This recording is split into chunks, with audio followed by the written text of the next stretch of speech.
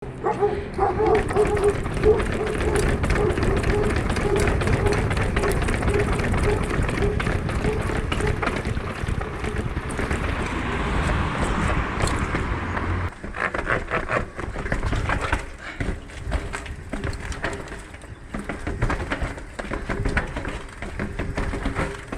până acum chiar e destul de ușor. Ideea e că e cam îngust, cam asta ar fi situația.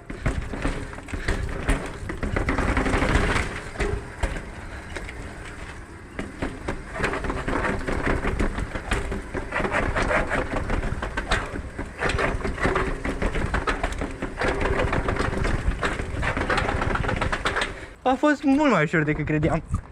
Oh, super!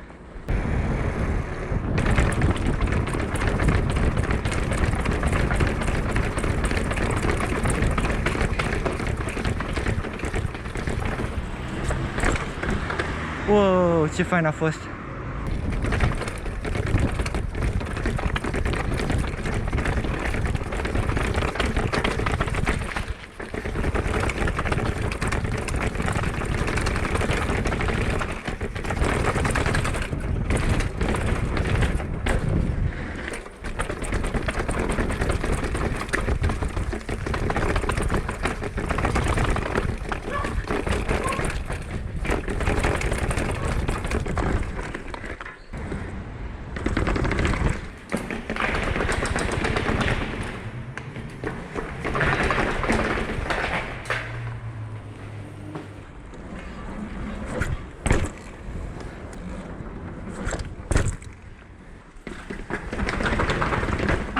Wow, ce mișto e în pasaj, e și ecou.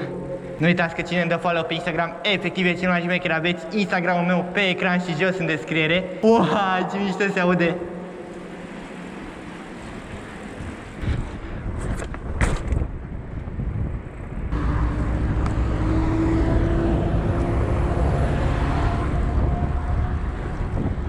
Wow, ce mișto. Îl urmăresc pe Cosmin pe TikTok, de acolo am învățat.